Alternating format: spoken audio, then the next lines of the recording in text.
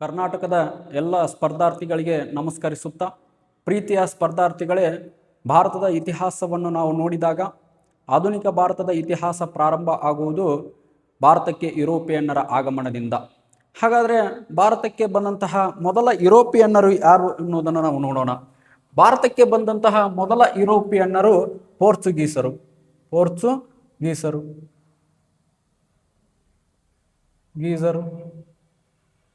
ಹಾಗಾದರೆ ಪೋರ್ಚುಗೀಸರು ಭಾರತಕ್ಕೆ ಬರುವುದಕ್ಕಿಂತ ಪೂರ್ವದಲ್ಲಿ ಯುರೋಪ್ ಖಂಡದಲ್ಲಿ ಅವರ ರಾಜಧಾನಿ ಯಾವುದಪ್ಪ ಅಂತಂತಂದ್ರೆ ಲಿಸ್ಬನ್. ಹಾಗಾದರೆ ಪೋರ್ಚುಗೀಸರು ಭಾರತಕ್ಕೆ ಬಂದ ನಂತರ ಭಾರತದಲ್ಲಿ ಇವರ ರಾಜಧಾನಿ ಯಾವುದಪ್ಪ ಅಂತಂತಂದ್ರೆ ಕೊಚ್ಚಿ ಮತ್ತು ಗೋವಾ. ಅದೇ ರೀತಿಯಾಗಿ ಭಾರತಕ್ಕೆ ಬಂದಂತಹ ಪೋರ್ಚುಗೀಸರು ಯಾವಾಗ ಬಂದರು ಅನ್ನೋದನ್ನು ನೋಡಿದರೆ 1498. ಹಾಗಾದರೆ ಭಾರತವನ್ನು ಬಿಟ್ಟು ಹೋಗಿದ್ದು ಯಾವಾಗಪ್ಪ ಅಂತಂತಂದ್ರೆ 1961. ಯಾರು? ಪೋರ್ಚುಗೀಸರು. ಅದೇ ರೀತಿಯಾಗಿ ಭಾರತಕ್ಕೆ ಬಂದಂತಹ ಎರಡನೇ ಯುರೋಪಿಯನ್ನರು ಯಾರಪ್ಪ ಅಂತಂತಂದ್ರೆ ಡಚ್ಚರು.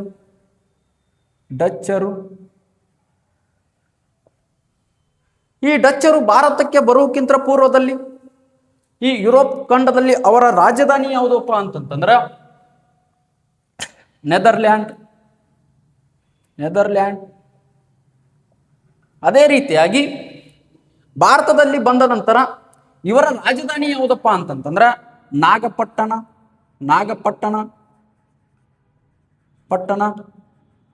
ಮತ್ತು ಮಚಲಿಪಟ್ಟಣ ಅಂತಂದು ಇವರ ರಾಜಧಾನಿ ಭಾರತದಲ್ಲಿ ಇತ್ತು ಅನ್ನೋದನ್ನು ನಾವು ನೋಡಬಹುದು. ಅದೇ ರೀತಿಯಾಗಿ ಭಾರತಕ್ಕೆ ಬಂದಿದ್ದು ಇವರು ಯಾವಾಗಪ್ಪ ಅಂತಂತಂದ್ರೆ 1602. ಹಾಗಾದ್ರೆ ಇವರು ಭಾರತವನ್ನು ಬಿಟ್ಟು ಹೋಗಿದ್ದು ಯಾವಾಗಪ್ಪ ಅಂತಂತಂದ್ರೆ 1759. ಅದೇ ರೀತಿಯಾಗಿ ಭಾರತಕ್ಕೆ ಬಂದಂತಹ ಮೂರನೇ ಯುರೋಪಿಯನ್ನರು ಯಾರಪ್ಪ ಅಂತಂತಂದ್ರೆ ಬ್ರಿಟಿಷರು.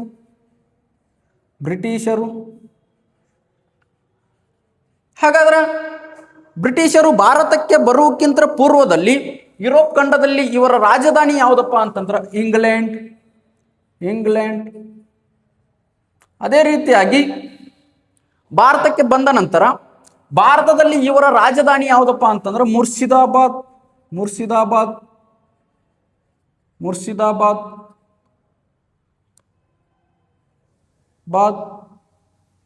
ಹಾಗೂ ಕಲ್ಕತ್ತಾ ಯಾರ್ದು? ಬ್ರಿಟಿಷರ್ದು. ಅದೇ ರೀತಿಯಾಗಿ ಬ್ರಿಟಿಷರು ಭಾರತಕ್ಕೆ ಬಂದಿದ್ದು ಯಾವಾಗ ಅಂತಂತಂದ್ರೆ 1608. ಹಾಗಾದ್ರೆ ಭಾರತವನ್ನು ಬಿಟ್ಟು ಹೋಗಿದ್ದು ಯಾವಾಗ ಅನ್ನೋದನ್ನ ನಿಮಗೆ ಗೊತ್ತೈತಿ, 1947. ಅದೇ ರೀತಿಯಾಗಿ ಭಾರತಕ್ಕೆ ಬಂದ ನಾಲ್ಕನೇ ಯುರೋಪಿಯನ್ನರು ಯಾರಪ್ಪ ಅಂತಂತಂದ್ರೆ ಡೇನರು. ನೋಡ್ರಿ, ಈ ಡೇನರು ಭಾರತಕ್ಕೆ ಬರುವುದಕ್ಕಿಂತ ಪೂರ್ವದಲ್ಲಿ ಭಾರತದಲ್ಲಿ ಇವರ ರಾಜಧಾನಿ ಯಾವುದಪ್ಪ ಅಂತಂತಂದ್ರೆ ಡೆನ್ಮಾರ್ಕ್. ಹಾಗಾದ್ರೆ ಡೇನರ ಭಾರತದಲ್ಲಿನ ರಾಜಧಾನಿ ಯಾವುದಪ್ಪ ಅಂತಂದ್ರೆ ಸೇರಾಂಪುರ. ಅದೇ ರೀತಿಯಾಗಿ ಈ ಡೇನರು ಭಾರತಕ್ಕೆ ಬಂದಿದ್ದು ಯಾವಾಗಪ್ಪ ಅಂತಂತಂದ್ರೆ 1616. ಅದೇ ರೀತಿಯಾಗಿ ಭಾರತವನ್ನು ಬಿಟ್ಟು ಹೋಗಿದ್ದು ಯಾವಾಗಪ್ಪ ಅಂತಂತಂದ್ರೆ 1818.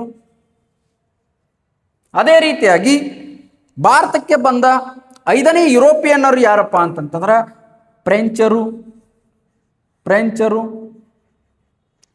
ಹಾಗಾದ್ರೆ ಫ್ರೆಂಚರು ಭಾರತಕ್ಕೆ ಬರುವುದಕ್ಕಿಂತ ಪೂರ್ವದಲ್ಲಿ ಫ್ರೆಂಚರ ರಾಜಧಾನಿ ಯುರೋಪ್ ಖಂಡದಲ್ಲಿ ಯಾವುದಪ್ಪ ಅಂತಂತಂದ್ರೆ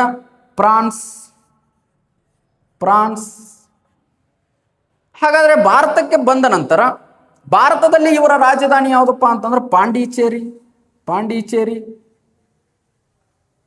ಅದೇ ರೀತಿಯಾಗಿ ಇವರು ಭಾರತಕ್ಕೆ ಬಂದಿದ್ದು ಯಾವಾಗಪ್ಪ ಅಂತಂತಂದ್ರೆ 1664. ಹಾಗಾದ್ರೆ ಇವರು ಭಾರತವನ್ನು ಬಿಟ್ಟು ಹೋಗಿದ್ದು ಯಾವಾಗಪ್ಪ ಅಂತಂತಂದ್ರೆ 1954. ಇನ್ನು ಮತ್ತೊಬ್ರು ಯುರೋಪಿಯನ್ನರು ಭಾರತಕ್ಕೆ ಬರ್ತಾರ, ಅವ್ರು ಯಾರಪ್ಪ ಅಂತಂತಂದ್ರೆ ಸ್ವೀಡೇಶಿಯನ್ನರು ಅಥವಾ ಸ್ವೀಡನ್ನರು ಅಂತ ಕರಿತೀವಿ. ಸ್ವೀಡೇಶಿಯನ್ನರು, ಸಿಯನ್ನರು. ಹಾಗಾದ್ರೆ ಇವರ ರಾಜಧಾನಿ ಯುರೋಪ್ ಖಂಡದಲ್ಲಿ ಯಾವುದಪ್ಪ ಅಂತಂದ್ರೆ ಸ್ವೀಡನ್.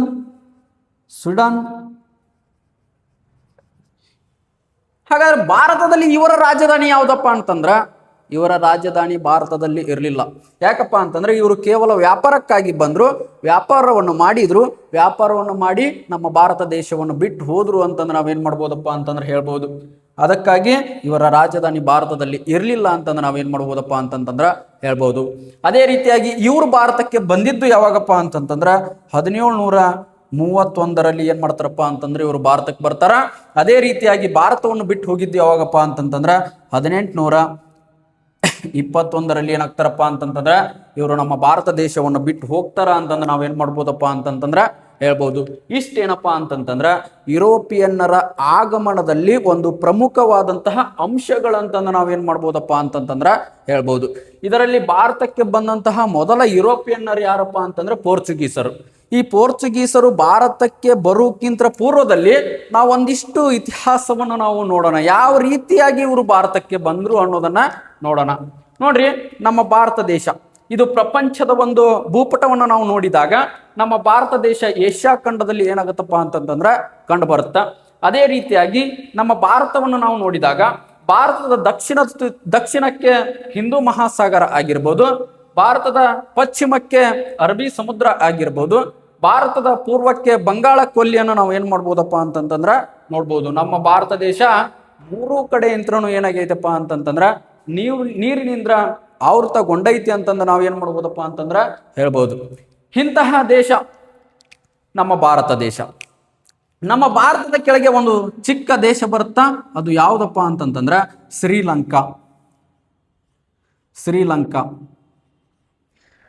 ನೋಡ್ರಿ, ನಾನು ಯಾಕೆ ಈ ಶ್ರೀಲಂಕಾ ದೇಶದ ಮ್ಯಾಪ್ ಹಾಕಿ ನಾನು ಇದನ್ನ ಯಾಕೆ ಹೇಳ್ತಾ ಇದ್ದೀನಿ ಅಪ್ಪ ಅಂತಂತಂದ್ರ ಇಲ್ಲಿ ಅರಬ್ ದೇಶ ಬರುತ್ತೆ. ಯಾವುದು?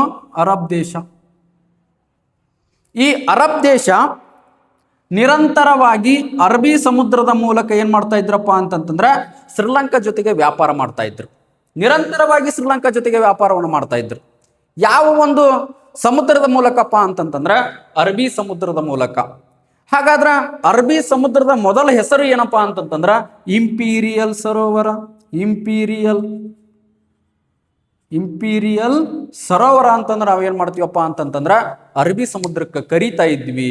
ಯಾಕೆ ಇಂಪೀರಿಯಲ್ ಸರೋವರ ಹೋಗಿ ಅರಬ್ಬಿ ಸಮುದ್ರ ಆಯ್ತಂತಂದ್ರ ಅದು ಅರಬ್ ದೇಶ ನಿರಂತರವಾಗಿ ಈ ಇಂಪೀರಿಯಲ್ ಸರೋವರದ ಮೂಲಕ ಶ್ರೀಲಂಕಾ ಜೊತೆಗೆ ಏನ್ ಮಾಡ್ತಾ ಇದ್ರಪ್ಪ ಅಂತಂದ್ರೆ ವ್ಯಾಪಾರವನ್ನು ಮಾಡ್ತಾ ಇದ್ರು. ನಿರಂತರವಾಗಿ ವ್ಯಾಪಾರವನ್ನು ಮಾಡುವುದರ ಮೂಲಕ ಈ ಅರಬ್ಬಿ ಸಮುದ್ರದ ಮೂಲಕ ನಿರಂತರವಾಗಿ ವ್ಯಾಪಾರವನ್ನು ಮಾಡುವುದರ ಮೂಲಕ ಏನ್ ಮಾಡಿದ್ರಪ್ಪ ಅಂತಂತಂದ್ರ ಇಲ್ಲಿ ತಮ್ಮ ಒಂದು ಪ್ರಭುತ್ವವನ್ನು ಸಾಧಿಸಿದ್ರು. ಎಲ್ಲಿ? ಇಂಪೀರಿಯಲ್ ಸರೋವರದ ಮೇಲೆ ತಮ್ಮ ಪ್ರಭುತ್ವವನ್ನು ಸಾಧಿಸುವುದರ ಮೂಲಕ ಈ ಇಂಪೀರಿಯಲ್ ಸರೋವರವನ್ನು ವಶಪಡಿಸಿಕೊಂಡು ಏನ್ ಮಾಡಿದ್ರಪ್ಪ ಅಂತಂತಂದ್ರ ಇದಕ್ಕೆ ಅರಬ್ಬಿ ಸಮುದ್ರ ಅಂತಂದು ಹೆಸರಿಟ್ರು. ಅದಕ್ಕಾಗಿ ಇಂಪೀರಿಯಲ್ ಸರೋವರಕ್ಕೆ ನಾವ್ ಏನಂತ ಕರಿತೀವಪ್ಪ ಅಂತಂತಂದ್ರ ಅರಬ್ಬಿ ಸಮುದ್ರ ಅಂತಂದ್ರೆ ನಾವೇನ್ ಮಾಡ್ತೀವಪ್ಪ ಅಂತಂದ್ರ ಕರಿತೀವಿ. ಇಂತಹ ಅರಬ್ಬರು ನಿರಂತರವಾಗಿ ಶ್ರೀಲಂಕಾ ಜೊತೆಗೆ ವ್ಯಾಪಾರ ಮಾಡುವಂತಹ ಸಂದರ್ಭದಲ್ಲಿ ಕ್ರಿಸ್ತಶಕ 8ನೇ ಶತಮಾನ. ಈ 8ನೇ ಶತಮಾನದಲ್ಲಿ ಈ ಅರಬ್ಬಿ ಸಮುದ್ರದ ಅಲೆಗಳು ಈ ಅರಬ್ ದೇಶದ 2 ಹಡಗುಗಳಿಗೆ ಏನಾಗ್ತಪ್ಪ ಅಂತಂತಂದ್ರ ಹೆಂಗ್ ಬೀಸುತ್ತಪ್ಪ ಅಂತಂತಂದ್ರ ಈ ಅರಬ್ಬಿ ಸಮುದ್ರದ ಹಡಗುಗಳು ನಿರಂತರವಾಗಿ ಶ್ರೀಲಂಕಾ ಜೊತೆಗೆ ವ್ಯಾಪಾರವನ್ನು ಮಾಡುವಂತಹ ಸಂದರ್ಭದಲ್ಲಿ ಇಲ್ಲಿ ಅರಬ್ಬರ 2 ಹಡಗುಗಳು ಇಲ್ಲಿ ಬಂದಾಗ ಅರಬ್ಬಿ ಸಮುದ್ರ ಏನಾಗುತ್ತಪ್ಪ ಅಂತಂತಂದ್ರ ತನ್ನ ಬಿರುಗಾಳಿಗೆ ಬೀಸಿದಾಗ ಈ ಬಿರುಗಾಳಿಗೆ ಏನಾಗುತ್ತಪ್ಪ ಅಂತಂತಂದ್ರ ಅರಬ್ಬರ 2 ಹಡಗುಗಳು ಏನಾಗುತ್ತಪ್ಪ ಅಂತಂದ್ರ ಭಾರತದ ಒಂದು ಭಾಗಕ್ಕೆ ಬಂದು ನಿಲ್ಬಿಡ್ತಾವ. ಭಾರತದ ಒಂದು ಭಾಗಕ್ಕೆ ಬಂದು ನಿಂತಾಗ ಈ ಅರಬ್ಬರಿಗೆ ಏನಾಗುತ್ತಪ್ಪ ಅಂತಂತಂದ್ರ ಭಾರತದ ಒಂದು ಪರಿಚಯ ಆಗತ್ತೆ. ಏನ್ ಭಾರತದ ಒಂದು ಪರಿಚಯ ಆಗುತ್ತಪ್ಪ ಅಂತಂತಂದ್ರ ಭಾರತದಲ್ಲಿ ಅಪಾರವಾದಂತಹ ಸಂಪತ್ತು ಐತಿ ಅನ್ನೋದು ಯಾರಿಗೆ ಗೊತ್ತಾಗತ್ತಪ್ಪ ಅಂತಂದ್ರ ಅರಬ್ಬರಿಗೆ ಗೊತ್ತಾಗತ್ತೆ. ಅದೇ ರೀತಿಯಾಗಿ ಮತ್ತೊಂದು ಅಂಶ ಗೊತ್ತಾಗತ್ತ, ಭಾರತದಲ್ಲಿ ಇಸ್ಲಾಂ ಧರ್ಮ ಇಲ್ಲ ಅನ್ನೋದನ್ನ ಯಾರಿಗೆ ಗೊತ್ತಾಗತ್ತಪ್ಪ ಅಂತಂದ್ರೆ ಅರಬ್ಬರಿಗೆ ಗೊತ್ತಾಗತ್ತೆ. ಅಷ್ಟೇ ಅಲ್ಲ, ಭಾರತದಲ್ಲಿ ಅಪಾರವಾದಂತಹ ಸಂಪತ್ತು ಐತಿ ಅನ್ನೋದು ಯಾರಿಗೆ ಗೊತ್ತಾಗತ್ತಪ್ಪ ಅಂತಂದ್ರೆ ಅರಬ್ಬರಿಗೆ ಗೊತ್ತಾಗತ್ತೆ. ಅದಕ್ಕಾಗಿ ಅರಬ್ಬರು ಶ್ರೀಲಂಕಾ ಜೊತೆಗೆ ವ್ಯಾಪಾರವನ್ನು ಬಿಟ್ಟು ಏನ್ ಮಾಡಿದ್ರಪ್ಪ ಅಂತಂತಂದ್ರೆ ನಿರಂತರವಾಗಿ ಭಾರತದೊಂದಿಗೆ ವ್ಯಾಪಾರ ಮಾಡಕ್ ಸ್ಟಾರ್ಟ್ ಮಾಡಿದ್ರು. ಭಾರತದಲ್ಲಿ ಈ ಕೇರಳದಲ್ಲಿ ಸಾಕಷ್ಟು ಸಾಂಬಾರ್ ಪದಾರ್ಥಗಳು ಏನಾಗ್ತಾವಪ್ಪ ಅಂತಂದ್ರೆ ಬೆಳಿತಾರೆ. ಸಾಂಬಾರ್ ಪದಾರ್ಥಗಳು ಅಂತಂದ್ರೆ ದಾಲ್ಚಿನ್ನಿ ಆಗಿರ್ಬೋದು, ಲವಂಗ ಆಗಿರ್ಬೋದು, ಏಲಕ್ಕಿ ಆಗಿರ್ಬೋದು, ಕರಿಮೆಣಸು ಆಗಿರ್ಬೋದು, ಕಾಳು ಮೆಣಸು ಆಗಿರ್ಬೋದು, ಇಂತಹ ಸಾಂಬಾರ್ ಪದಾರ್ಥಗಳು ಎಲ್ಲಿ ದೊರೀತಾರಪ್ಪ ಅಂತಂದ್ರೆ ನಮ್ಮ ಭಾರತದ ಕೇರಳದಾಗ ಒಂದು ಭಾಗದಲ್ಲಿ ಸಾಕಷ್ಟು ಪ್ರಮಾಣದಲ್ಲಿ ಏನ್ ಮಾಡ್ತಾರಪ್ಪ ಅಂತಂದ್ರೆ ಬೆಳೀತಾರೆ. ಇಂತಹ ಆಹಾರ ಪದಾರ್ಥಗಳನ್ನು ಏನ್ ಮಾಡಿದ್ರಪ್ಪ ಅಂತಂತಂದ್ರೆ ಅರಬ್ಬರು ತೆಗೆದುಕೊಂಡು ಹೋಗಕ್ಕೆ ಸ್ಟಾರ್ಟ್ ಮಾಡಿದ್ರು. ವ್ಯಾಪಾರವನ್ನು ಭಾರತದೊಂದಿಗೆ ಮಾಡಕ್ಕೆ ಸ್ಟಾರ್ಟ್ ಮಾಡಿದ್ರು.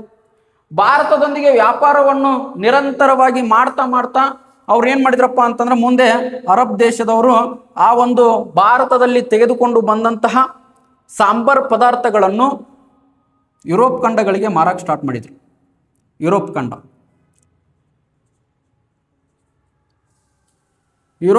ಖಂಡದ ದೇಶಗಳಿಗೆ ಏನ್ ಮಾಡಕ್ ಸ್ಟಾರ್ಟ್ ಮಾಡಿದ್ರಪ್ಪ ಅಂತಂತಂದ್ರೆ ಭಾರತದಲ್ಲಿ ತೆಗೆದುಕೊಂಡು ಹೋದಂತಹ ಸಾಂಬಾರ್ ಪದಾರ್ಥಗಳನ್ನು ಮಾರಾಟ ಮಾಡ್ಲಿಕ್ಕೆ ಸ್ಟಾರ್ಟ್ ಮಾಡಿದ್ರು. ಈ ಕಾನ್ಸ್ಟ್ಯಾಂಟಿನೋಪಲ್ ನಗರದ ಮೂಲಕ ತಮ್ಮ ವ್ಯಾಪಾರವನ್ನು ಕೈಗೊಂಡ್ರು. ಕಾನ್ಸ್ಟ್ಯಾಂಟಿನೋಪಲ್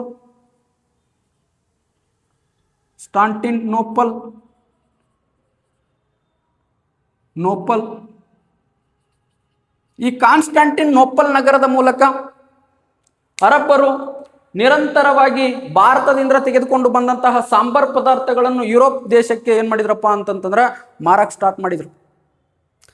ಮಾರಾಟ ಮಾಡ್ತಾ ಮಾಡ್ತಾ ಯುರೋಪ್ ಖಂಡದಲ್ಲಿ ಬರುವಂತಹ ಇಟಲಿ ದೇಶ, ಈ ಇಟಲಿ ದೇಶದಲ್ಲಿ ಒಬ್ಬ ವ್ಯಾಪಾರಿಯಾದಂತಹ ಮಾರ್ಕೋ ಪೋಲೋ, ಯಾರ್ರಿ ಮಾರ್ಕೋ ಪೋಲೋ.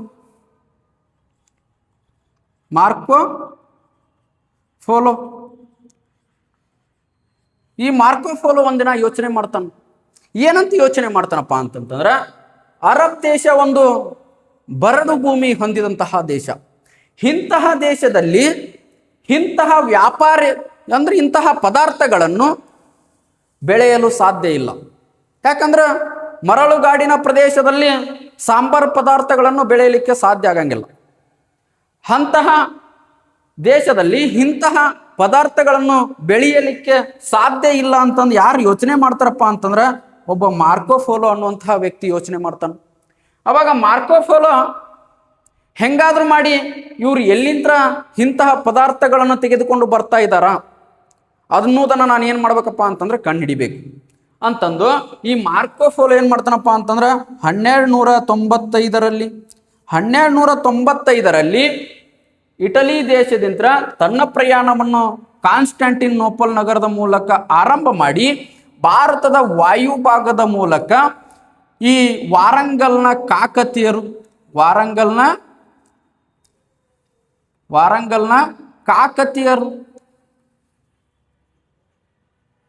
ಈ ವಾರಂಗಲ್ನ ಕಾಕತೀಯರ ಸಾಮ್ರಾಜ್ಯಕ್ಕೆ ಭೇಟಿ ನೀಡಿ ಹೋಗ್ತಾನೆ. ಯಾರು? Marco polo. ಯಾವತ್ತು ವಾರಂಗಲ್ನ ಕಾಕತೀಯರ ಸಾಮ್ರಾಜ್ಯಕ್ಕೆ ಭೇಟಿ ನೀಡಿ ಹೋದ ನಂತರ ಈ ಯುರೋಪ್ ಖಂಡದವರು ಅರಬ್ ದೇಶದೊಂದಿಗೆ ವ್ಯಾಪಾರವನ್ನು ಕೈಬಿಟ್ಟು ತಾವೇ ನಿರಂತರವಾಗಿ ಕಾನ್ಸ್ಟ್ಯಾಂಟಿನೋಪಲ್ ನಗರದ ಮೂಲಕ ಭಾರತದ ವಾಯುಭಾಗದ ಮೂಲಕ ಭಾರತವನ್ನು ಪ್ರವೇಶಿಸಿ ತಾವೇ ಏನ್ ಮಾಡಿದ್ರಪ್ಪ ಅಂತಂದ್ರೆ ವ್ಯಾಪಾರವನ್ನು ನೇರವಾಗಿ ಭಾರತದೊಂದಿಗೆ ಕೈಗೊಂಡ್ರು. ನಿರಂತರವಾಗಿ ಏನ್ ಮಾಡಿದ್ರಪ್ಪ ಅಂತಂದ್ರೆ ವ್ಯಾಪಾರವನ್ನು ಮಾಡುವಂತಹ ಸಂದರ್ಭದಲ್ಲಿ 1453ರಲ್ಲಿ ಈ ಕಾನ್ಸ್ಟ್ಯಾಂಟಿನೋಪಲ್ ನಗರವನ್ನು ಟರ್ಕರ್ ಏನ್ ಮಾಡ್ತಾರಪ್ಪ ಅಂತಂದ್ರೆ ವಶಪಡಿಸಿಕೊಂಡು ಬಿಡ್ತಾರೆ. ಯಾರು? ಟರ್ಕರು ಈ ಕಾನ್ಸ್ಟ್ಯಾಂಟಿನೋಪಲ್ ನಗರವನ್ನು ವಶಪಡಿಸಿಕೊಂಡಾಗ ಈ ಯುರೋಪ್ ದೇಶದವರಿಗೆ ಏನಾಯ್ತಪ್ಪ ಅಂತಂದ್ರೆ ಭೂಮಾರ್ಗ ಮುಚ್ಚಿಬಿಡ್ತೈತಿ. ಯಾಕಂತಂದ್ರ ಈ ಅಟೋಮನ್ ಟರ್ಕರು ಕಾನ್ಸ್ಟ್ಯಾಂಟಿನೋಪಲ್ ನಗರವನ್ನು ವಶಪಡಿಸಿಕೊಂಡು ಬಿಡ್ತಾರೆ. ಯಾವತ್ತು ಕಾನ್ಸ್ಟ್ಯಾಂಟಿನೋಪಲ್ ನಗರವನ್ನು ವಶಪಡಿಸಿಕೊಳ್ತಾರೋ ಅವಾಗ ಯುರೋಪ್ ಖಂಡದವರಿಗೆ ಭಾರತ ದೇಶವನ್ನು ಪ್ರವೇಶ ಮಾಡಲು ಈ ಭೂಮಾರ್ಗ ಏನಾಗಿ ಬಿಡ್ತೈತಪ್ಪ ಅಂತಂದ್ರೆ ಮುಚ್ಚಿಬಿಡ್ತೈತಿ. ಅವಾಗ ಈ ಟರ್ಕರು 1453ರಲ್ಲಿ ಕಾನ್ಸ್ಟ್ಯಾಂಟಿನೋಪಲ್ ನಗರವನ್ನು ವಶಪಡಿಸಿಕೊಂಡ ನಂತರ ಕಾನ್ಸ್ಟಂಟಿನೋಪಲ್ ನಗರದಲ್ಲಿದ್ದಂತಹ ವಿಜ್ಞಾನಿಗಳನ್ನು, ಯಾರನ್ನ? ವಿಜ್ಞಾನಿಗಳನ್ನು ಏನ್ ಮಾಡಿಬಿಡ್ತಾರಪ್ಪ ಅಂತಂದ್ರೆ ಹೊರಗಡೆ ಹಾಕಿಬಿಡ್ತಾರೆ. ಹೊರಗಡೆ ಹಾಕಿದಂತಹ ಸಂದರ್ಭದಲ್ಲಿ ಈ ವಿಜ್ಞಾನಿಗಳು ನೇರವಾಗಿ ಎಲ್ಲಿಗೆ ಹೋಗ್ತಾರಪ್ಪ ಅಂತಂದ್ರೆ ಇಟಲಿ ದೇಶಕ್ಕೆ ಹೋಗ್ತಾರ. ನೇರವಾಗಿ ಎಲ್ಲಿ ಹೋಗ್ತಾರ? ಇಟಲಿ ದೇಶಕ್ಕೆ ಹೋಗ್ತಾರ. ನೇರವಾಗಿ ಇಟಲಿ ದೇಶಕ್ಕೆ ಹೋದಾಗ ಇಟಲಿ ದೇಶದವರು ಅವರನ್ನು ಸ್ವಾಗತ ಮಾಡ್ಕೋತಾರ. ಇಟಲಿ ದೇಶದವರು ಅವರನ್ನು ಸ್ವಾಗತ ಮಾಡಿಕೊಂಡ ನಂತರ ಆ ಇಟಲಿ ದೇಶದಲ್ಲಿ ಏನ್ ಮಾಡ್ತಾರಪ್ಪ ಅಂತಂದ್ರೆ ಈ ವಿಜ್ಞಾನಿಗಳನ್ನು ಸ್ವಾಗತ ಮಾಡಿಸಿಕೊಂಡು ಅವರ ಮೂಲಕ ಏನ್ ಮಾಡ್ತಾರಪ್ಪ ಅಂತಂತಂದ್ರ ಸಂಶೋಧನೆ ಮಾಡಕ್ಕೆ ಪ್ರಾರಂಭ ಮಾಡ್ತಾರ. ಇದೇ ಯುರೋಪ್ ಖಂಡದಲ್ಲಿ ಮತ್ತೊಂದು ದೇಶ ಪೋರ್ಚುಗಲ್ ದೇಶ ಅನ್ನುವಂತಹ ದೇಶ. ಯಾವುದು? ಪೋರ್ಚುಗಲ್ ದೇಶ. ಈ ಪೋರ್ಚುಗಲ್ ದೇಶದಲ್ಲಿ ಒಬ್ಬ ರಾಜ ಇರ್ತಾನ. ಯಾರಪ್ಪ ಅಂತಂತಂದ್ರ ಆತನೇ ಹೆನ್ರಿ. ಯಾರ್ರಿ? ಹೆನ್ರಿ. ಈ ಹೆನ್ರಿ ಪೋರ್ಚುಗಲ್ದ ರಾಜಧಾನಿಯಾದಂತಹ ಲಿಸ್ಬನ್ ಈ ಲಿಸ್ಬನ್ ನಲ್ಲಿ ಏನ್ ಮಾಡ್ತಾನಪ್ಪ ಅಂತಂದ್ರೆ ಒಂದು ನೌಕಾಯಾನವನ್ನು ಪ್ರಾರಂಭ ಮಾಡ್ತಾನೆ. ಯಾವುದು? ನೌಕಾಯಾನ ತರಬೇತಿಯನ್ನು ಏನ್ ಮಾಡ್ತಾನಪ್ಪ ಅಂತಂದ್ರೆ ಪ್ರಾರಂಭ ಮಾಡ್ತಾನೆ. ನೌಕಾಯಾನ ತರಬೇತಿಯನ್ನು ಪ್ರಾರಂಭ ಮಾಡುವುದರ ಮೂಲಕ ಯುರೋಪ್ ಖಂಡದಲ್ಲಿ ಇರುವಂತಹ ಯುವಕರಿಗೆ ಏನ್ ಮಾಡ್ತಾನಪ್ಪ ಅಂತಂದ್ರೆ ನೌಕಾಯಾನ ತರಬೇತಿಯನ್ನು ಕೊಡ್ತಾನೆ. ಯಾರು? ಹೆನ್ರಿ. ಅದಕ್ಕಾಗಿ ಈತನನ್ನ ದಿ ನ್ಯಾವಿಗೇಟರ್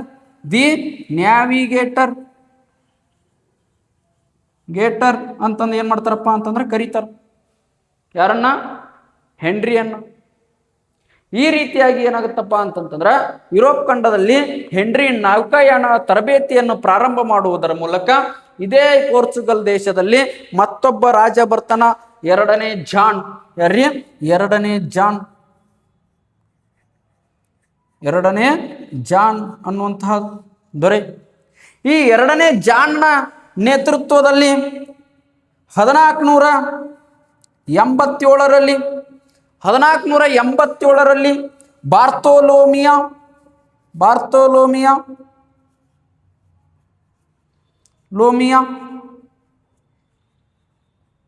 ಡಿ ಡಯಾಸ್. ಈ ಬಾರ್ತೋಲೋಮಿಯಾ ಡಿ ಡಯಾಸ್ ಅನ್ನುವಂತಹ ಒಬ್ಬ ವ್ಯಕ್ತಿ ಭಾರತ ದೇಶವನ್ನು ಆವಿಷ್ಕಾರ ಮಾಡಬೇಕು, ಭಾರತ ದೇಶವನ್ನು ಕಣ್ಣಿಡಿಬೇಕು ಅಂತಂದು 1487ರಲ್ಲಿ ತನ್ನ ಪ್ರಯಾಣವನ್ನು ಪೋರ್ಚುಗಲ್ ದೇಶದ ರಾಜಧಾನಿಯಾದಂತಹ ಲಿಸ್ಬನ್ ನಗರದ ಮೂಲಕ ಏನ್ ಮಾಡ್ತಾನಪ್ಪ ಅಂತಂದ್ರೆ ಪ್ರಾರಂಭ ಮಾಡ್ತಾನೆ. ಲಿಸ್ಬನ್ ನಗರದ ಮೂಲಕ ತನ್ನ ಒಂದು ಪ್ರಯಾಣವನ್ನು ಪ್ರಾರಂಭ ಮಾಡಿ ಆಫ್ರಿಕಾ ಖಂಡದ ದಕ್ಷಿಣದ ತುತ್ತ ತುದಿಯವರೆಗೂ ಬರ್ತಾನೆ. ದಕ್ಷಿಣದ ತುತ್ತ ತುದಿಯವರೆಗೂ ಬಂದಾಗ ಅರಬ್ಬಿ ಸಮುದ್ರದ ಅಲೆಗಳು ಏನಾಗ್ತಿರ್ತಾವಪ್ಪ ಅಂತಂದ್ರೆ ಬೀಸ್ತಾ ಇರ್ತಾವ. ಈ ಅರಬ್ಬಿ ಸಮುದ್ರದ ಅಲೆಗಳಿಗೆ ಹೆದರಿ ಈತ ಏನ್ ಮಾಡ್ತಾನಪ್ಪ ಅಂತಂತಂದ್ರೆ ಈ ಒಂದು ಪ್ರದೇಶಕ್ಕೆ ಬಿರುಗಾಳಿಯ ಭೂಶಿರ ಅಂತ ಹೆಸರು ಕೊಟ್ಟಕ್ಕನ್. ಏನ್ರಿ? ಬಿರುಗಾಳಿಯ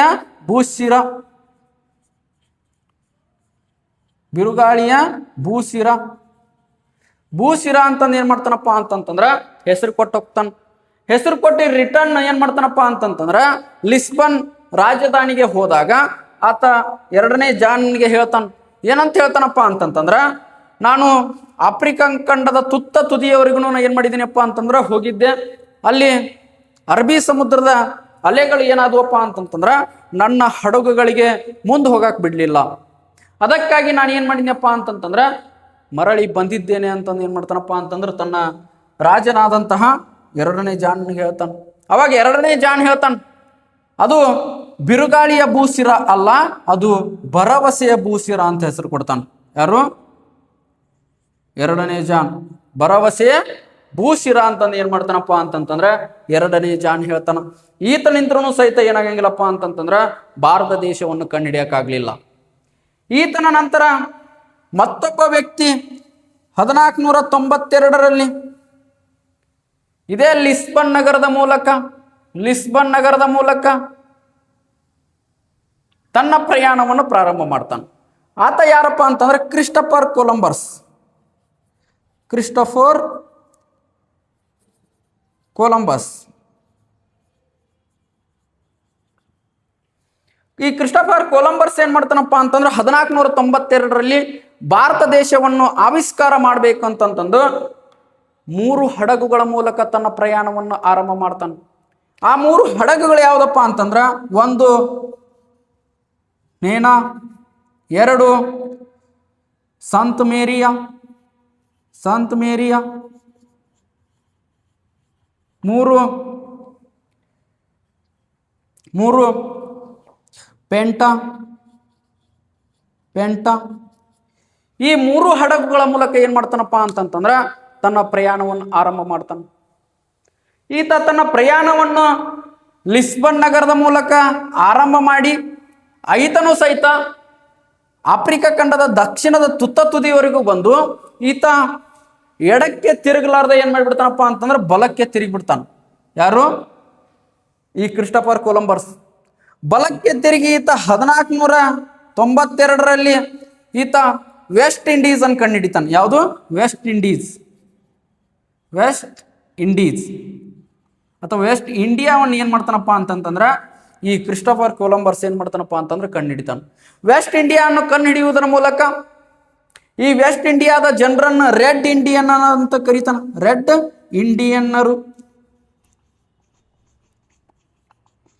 ಇಂಡಿಯನ್ನರು ಅಂತಂದು ಕರೀತಾನ. ಯಾರು? Christopher Columbus. ಈತನ ನಂತರ, ಯಾಕಂದ್ರೆ ಈತನಿಗೂ ಸಹಿತ ಭಾರತ ದೇಶವನ್ನು ಕಂಡುಹಿಡಿಯಕ್ಕಾಗಲಿಲ್ಲ. ಈತನ ನಂತರ ಎಮ್ಯಾನ್ಯುಯಲ್ ರಾಜನ ನೇತೃತ್ವದಲ್ಲಿ, ಯಾರ್ರಿ? ಎಮ್ಯಾನ್ಯುಯಲ್ ರಾಜನ ನೇತೃತ್ವದಲ್ಲಿ ವಾಸ್ಕೋಡಿ ಗಾಮ ಏನ್ ಮಾಡ್ತಾನಪ್ಪ ಅಂತಂದ್ರ ಭಾರತ ದೇಶವನ್ನು ಕಂಡುಹಿಡಿಬೇಕು ಅಂತಂದು ಬರ್ತಾನೆ. ಯಾರ್ರಿ? ಎಮ್ಯಾನ್ಯುಯಲ್ ರಾಜನ ನೇತೃತ್ವದಲ್ಲಿ ವಾಸ್ಕೋಡಿ ಗಾಮ.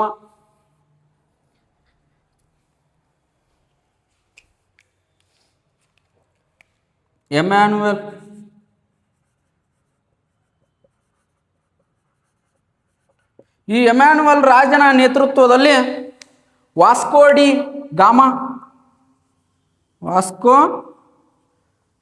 ಗಾಮ ಏನ್ ಮಾಡ್ತಾನಪ್ಪ ಅಂತಂತಂದ್ರೆ ಭಾರತ ದೇಶವನ್ನು ಆವಿಷ್ಕಾರ ಮಾಡ್ಬೇಕಂತ ಏನ್ ಮಾಡ್ತಾನಪ್ಪ ಅಂತಂತಂದ್ರ ತನ್ನ ಪ್ರಯಾಣವನ್ನು 1497ರಲ್ಲಿ ಇದೇ ಲಿಸ್ಬನ್, ಪೋರ್ಚುಗಲ್ ದೇಶದ ರಾಜಧಾನಿಯಾದಂತಹ ಲಿಸ್ಬನ್ ನಗರದ ಮೂಲಕ ತನ್ನ ಪ್ರಯಾಣವನ್ನು ಆರಂಭ ಮಾಡ್ತಾನೆ. ಈತ ಲಿಸ್ಬನ್ ನಗರದ ಮೂಲಕ ತನ್ನ ಪ್ರಯಾಣವನ್ನು ಆರಂಭ ಮಾಡಿ ದಕ್ಷಿಣ ಆಫ್ರಿಕಾದ ತುತ್ತ ತುದಿಯವರೆಗೂ ಬಂದು ಈತನಿಗೂ ಸಹಿತ ಅರಬ್ಬಿ ಸಮುದ್ರದ ಅಲೆಗಳು ಏನಾಗ್ತಾವಪ್ಪ ಅಂತಂದ್ರೆ ಬೀಸ್ತವ್. ಆದ್ರೆ ಈತ ಅತ್ಯಂತ ಚಾಣಾಕ್ಷ ರಾಜ ಈತ. ಯಾರು? ಒಬ್ಬ ನಾವಿಕ ಈತ, ಅತ್ಯಂತ ಚಾಣಾಕ್ಷ ನಾವಿಕ ಈತ. ಈತನಿಗೆ ಗೊತ್ತಿರುತ್ತೆ ಏನಪ್ಪ ಅಂತಂತಂದ್ರ ಸಮುದ್ರದ ಅಲೆಗಳು ಹಗಲಿ ಟೈಮ್ದೊಳಗೆ ಏನಾರ ಇತ್ತಪ್ಪ ಅಂತಂತಂದ್ರ ಜಾಸ್ತಿ ಅಲೆಗಳನ್ನು ಬಿಡ್ತಾ ಇರ್ತವೆ. ಅದೇ ರಾತ್ರಿಯ ಸಮಯದಲ್ಲಿ ಸಮುದ್ರದ ಅಲೆಗಳು ಸಂಪಾಗಿರ್ತಾವ. ಆ ಒಂದು ಟೈಮ್ನಲ್ಲಿ ಏನ್ ಮಾಡ್ತಾ ಇದ್ದಪ್ಪ ಅಂತಂದ್ರೆ ಈತ ತನ್ನ ಪ್ರಯಾಣವನ್ನು ಆರಂಭ ಮಾಡ್ತಾ ಇದ್ದ. ಯಾವ ರೀತಿಯಾಗಿ ಆರಂಭ ಮಾಡ್ತಾ ಇದ್ದಪ್ಪ ಅಂತಂತಂದ್ರ ಯಾವತ್ತೂ ಸಮುದ್ರದ ಮಧ್ಯೆ ದ್ವೀಪಗಳಿರ್ತಾವ. ಏನಿರ್ತಾವ್ರಿ? ದ್ವೀಪಗಳು. ಈತ ಹಗಲಿ ಟೈಮ್ ಒಳಗಡೆ ಏನ್ ಮಾಡೋದಪ್ಪ ಅಂತಂತಂದ್ರ ತನ್ನ ಪ್ರಯಾಣವನ್ನು ಆರಂಭ ಮಾಡುವಂಗಿಲ್ಲ. ಎಲ್ಲಿರುವುದು? ದ್ವೀಪದೊಳಗೆ ಕುಂತ ಬಿಡುದು. ಹಗಲಿ ಟೈಮ್ದೊಳಗೆ ಮಜಾ ಮಾಡ್ಕೋತ. ಅದೇ ನೈಟ್ ಟೈಮ್ ಒಳಗ ತನ್ನ ಪ್ರಯಾಣವನ್ನು ಆರಂಭ ಮಾಡುವುದು. ತನ್ನ ಪ್ರಯಾಣವನ್ನು ಹಗಲಿ ಪ್ರಾರಂಭ ಮಾಡುವುದು. ಹಗಲಿ ದ್ವೀಪದಲ್ಲಿ ಏನ್ ಮಾಡೋದಪ್ಪ ಅಂತಂತಂದ್ರ ಹಗಲಿ ಇರುವುದು. ರಾತ್ರಿ ಟೈಮ್ದಲ್ಲಿ ಏನ್ ಮಾಡೋದಪ್ಪ ಅಂತಂದ್ರೆ ತನ್ನ ಪ್ರಯಾಣವನ್ನು ಆರಂಭ ಮಾಡೋದು. ಇದೇ ರೀತಿಯಾಗಿ ಈತ ಮಡಾಸ್ಕರ್ ದ್ವೀಪದ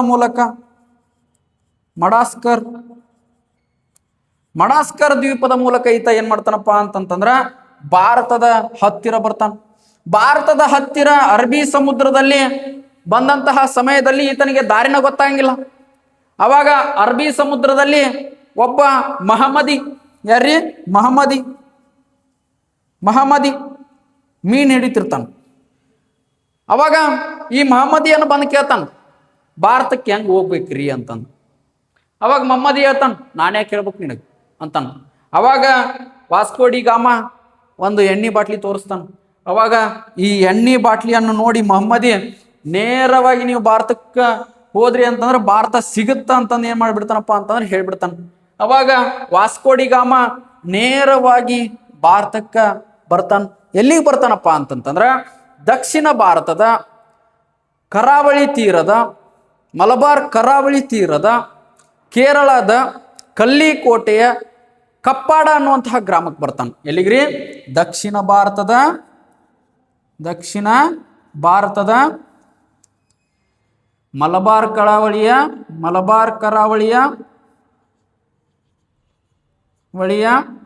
ಕೇರಳದ ಕಲ್ಲಿಕೋಟೆಯ ಕಪ್ಪಾಡ ಅನ್ನುವಂತಹ ಗ್ರಾಮಕ್ಕೆ ಬರ್ತಾನೆ. ಕಪ್ಪಾಡ ಅನ್ನುವಂತಹ ಗ್ರಾಮಕ್ಕೆ ಏನ್ ಮಾಡ್ತಾನಪ್ಪ ಅಂತಂತಂದ್ರ ಈ ವಾಸ್ಕೋಡಿಗಾಮ ಬರ್ತಾನ. ಯಾವಾಗ ಬರ್ತಾನಪ್ಪ ಅಂತಂತಂದ್ರ 1498 ಮೇ 17ನೇ ತಾರೀಕಿನಂದು ಏನ್ ಮಾಡ್ತಾನಪ್ಪ ಅಂತಂತಂದ್ರ ಈ ಕಪ್ಪಾಡ ಅನ್ನುವಂತಹ ಗ್ರಾಮಕ್ಕೆ ಬರ್ತಾನ. ಆ ಕಪ್ಪಾಡ ಅನ್ನುವಂತಹ ಗ್ರಾಮಕ್ಕೆ ಬಂದಾಗ ಕಪ್ಪಾಡ ಅನ್ನುವಂತಹ ಗ್ರಾಮವನ್ನು ಆಳ್ವಿಕೆ ಮಾಡುವಂಥವ್ರು ಯಾರಪ್ಪ ಅಂತಂತಂದ್ರ ಜಾಮೋರಿಯನ್ ರಾಜ ಅಥವಾ ದೊರೆ ಮಾನವಿಕ್ರಮ. ಯಾರ್ರಿ? ಮಾನವಿಕ್ರಮ. ಜಾಮೋರಿಯನ್ ದೊರೆ ಆದಂತಹ ಮಾನವಿಕ್ರಮ ಏನ್ ಮಾಡಿರ್ತಾನಪ್ಪ ಅಂತಂದ್ರ ಈ ಕಪ್ಪಾಡಗ್ ಅನ್ನುವಂತಹ ಗ್ರಾಮವನ್ನು ಆಳ್ವಿಕೆ ಮಾಡ್ತಿರ್ತಾನ.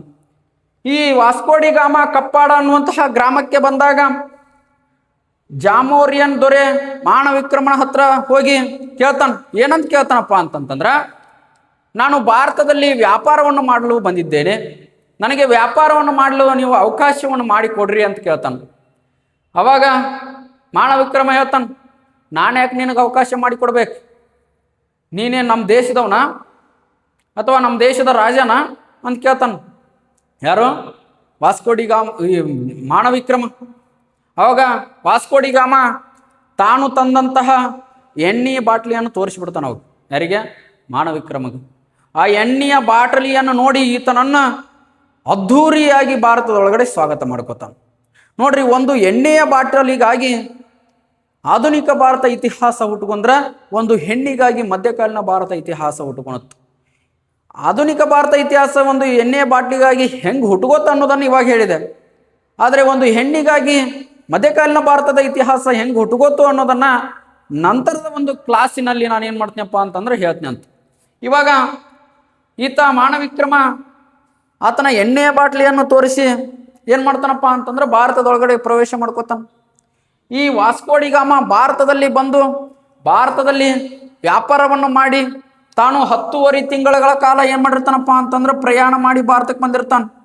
ತಾನು 10 ತಿಂಗಳ ಕಾಲ ಪ್ರಯಾಣ ಮಾಡಿ ಭಾರತಕ್ಕೆ ಬಂದಂತಹ ಖರ್ಚನ್ನು ತೆಗೆದು ಈತ 60% ಲಾಭದೊಂದಿಗೆ ಏನು ಮಾಡ್ತಾನಪ್ಪ ಅಂತಂದ್ರೆ ಮರಳಿ ತಮ್ಮ ದೇಶಕ್ಕೆ ಹೋಗ್ತಾನೆ. ಯಾರ್ರಿ? ವಾಸ್ಕೋಡಿಗಾಮ. ಈತ ಭಾರತಕ್ಕೆ 3 ಸಾರಿ ಏನು ಮಾಡ್ತಾನಪ್ಪ ಅಂತಂದ್ರೆ ಬರ್ತಾನೆ. ಒಂದನೇದ್ದು 1498ರಲ್ಲಿ ಏನು ಮಾಡ್ತಾನಪ್ಪ ಅಂತಂದ್ರೆ ಬರ್ತಾನ.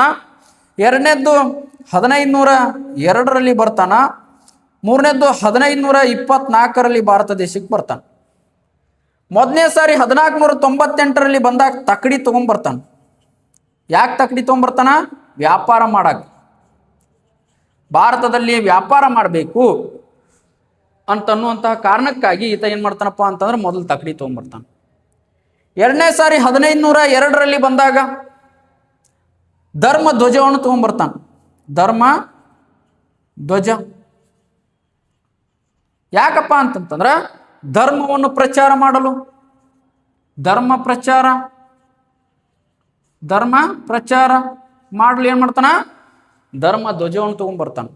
ಅದೇ ಮೂರನೇ ಸಾರಿ ಬಂದಾಗ 1524ರಲ್ಲಿ ಬಂದಾಗ ಖಡ್ಗವನ್ನು ತೆಗೆದುಕೊಂಡು ಬರ್ತಾನೆ. ಯಾಕಂತಂತಂದ್ರೆ ಭಾರತದಲ್ಲಿನ ದೇವಾಲಯಗಳನ್ನು ನಾಶ ಮಾಡಲು, ಈ ದೇವಾಲಯಗಳನ್ನು ನಾಶ ಮಾಡಲು ಏನು ಮಾಡ್ತಾನಪ್ಪ ಅಂತಂತಂದ್ರೆ ಖಡ್ಗವನ್ನು ತೆಗೆದುಕೊಂಡು ಬರ್ತಾನ ಅಂತಂದ್ರೆ ನಾವೇನು ಮಾಡ್ಬೋದಪ್ಪ ಅಂತಂದ್ರೆ ಹೇಳ್ಬೋದು. ಈತ 1524ರಲ್ಲಿ ಭಾರತಕ್ಕೆ ಬಂದಾಗ ಭಾರತದಲ್ಲೇ ಏನಾಗ್ತಾನಪ್ಪ ಅಂತಂದ್ರೆ ಸತ್ತೋಗ್ತಾನ. ಈ ವಾಸ್ಕೋಡಿ ಗಾಮನ ಸಮಾಧಿ ಎಲ್ಲಿ ಐತಪ್ಪ ಅಂತಂದ್ರ ಕೊಚ್ಚಿ ಒಳಗಡೆ ಐತಿ. ಎಲ್ಲೈತ್ರಿ? ಕೊಚ್ಚಿ ಒಳಗಡೆ ಈತನ ಒಂದು ಸಮಾಧಿ ಕಂಡು ಬರುತ್ತಂತಂದ್ರೆ ನಾವು ಏನು ಮಾಡ್ಬೋದಪ್ಪ ಅಂತಂದ್ರೆ ಹೇಳ್ಬೋದು. ಈತ ಸತ್ತು ಹೋದ ನಂತರ ಭಾರತಕ್ಕೆ ಬಂದಂತಹ ಮತ್ತೊಬ್ಬ ನಾವಿಕ ಯಾರಪ್ಪ ಅಂತಂತಂದ್ರೆ ಪೆಡ್ರೋ ಕೇಬ್ರಾಲ್. ಯಾರ್ರಿ?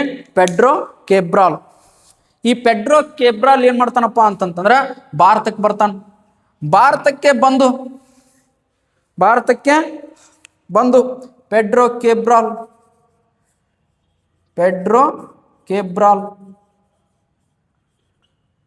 ಈ ಪೆಡ್ರೋ ಕೇಬ್ರಾಲ್ ಭಾರತಕ್ಕೆ 1513ರಲ್ಲಿ ಈತ ಭಾರತಕ್ಕೆ ಬಂದು ಭಾರತದಲ್ಲಿ ಜಾಮೋರಿಯನ್ನರ ದೊರೆಯಾದಂತಹ ಮಾನವಿಕ್ರಮನೊಂದಿಗೆ ಈತ ಏನ್ ಮಾಡ್ತಾನಪ್ಪ ಅಂತಂದ್ರೆ ಜಗಳ ಮಾಡ್ಕೋತಾನ. 1513ರಲ್ಲಿ ಈತ ಮಾನವಿಕ್ರಮನ ಜೊತೆಗೆ ಜಗಳ ಮಾಡಿಕೊಂಡು ಈತ ಭಾರತವನ್ನು ಬಿಟ್ಟು ಮುಂದೆ ಏನ್ ಮಾಡ್ತಾನಪ್ಪ ಅಂತಂದ್ರೆ ಬ್ರೆಜಿಲ್ ದೇಶವನ್ನು ಕಂಡು ಹಿಡಿತಾನ. ಯಾವ ದೇಶ? ಬ್ರೆಜಿಲ್ ದೇಶವನ್ನು ಕಂಡು ಹಿಡಿತಾನೆ. ಯಾರು? ಪೆಡ್ರೋ ಕೇಬ್ರಾಲ್. ಈ ಬ್ರೆಜಿಲ್ ದೇಶವನ್ನು ಕಂಡು ಹಿಡಿದು ಈ ಬ್ರೆಜಿಲ್ ದೇಶವನ್ನು ಏನಂತ ಕರೆದ್ರಪ್ಪ ಅಂತಂತಂದ್ರೆ ಎರಡನೇ ಪೋರ್ಚುಗಲ್. ಯಾವುದು? ಎರಡನೇ ಪೋರ್ಚುಗಲ್ ಅಂತ ಕರೆದ್ರು. ಯಾವುದನ್ನ? ಬ್ರೆಜಿಲ್ ಅನ್ನು. ಇಷ್ಟು ಏನಪ್ಪ ಅಂತಂತಂದ್ರೆ ಈ ಪೋರ್ಚುಗೀಸರು ಭಾರತಕ್ಕೆ ಬರುವುದರಲ್ಲಿ ಒಂದು ಪ್ರಮುಖವಾದಂತಹ ಕಾರಣಕರ್ತರ ಆಗ್ತಾರ ಅಂತಂದ್ರೆ ನಾವೇನು ಮಾಡ್ಬೋದಪ್ಪ ಅಂತಂತಂದ್ರೆ ಹೇಳ್ಬೋದು. ಇನ್ನು ನೆಕ್ಸ್ಟ್ ಮುಂದಿನ ಒಂದು ಕ್ಲಾಸ್ನಲ್ಲಿ ಭಾರತಕ್ಕೆ ಬಂದಂತಹ ಪೋರ್ಚುಗೀಸರ ವೈಸರಾಯರುಗಳ ಬಗ್ಗೆ ನಾವೇನು ಮಾಡೋಣಪ್ಪ ಅಂತಂತಂದ್ರೆ ಮುಂದಿನ ಒಂದು ಅವಧಿಯಲ್ಲಿ ನೋಡೋಣ ಅಂತಂದು ಹೇಳ್ತಾ ಈ ಒಂದು ತರಗತಿಯನ್ನು ಇಲ್ಲಿಗೆ ಮುಗಿಸ್ತಾ ಇದ್ದೀನಿ. ಧನ್ಯವಾದಗಳು.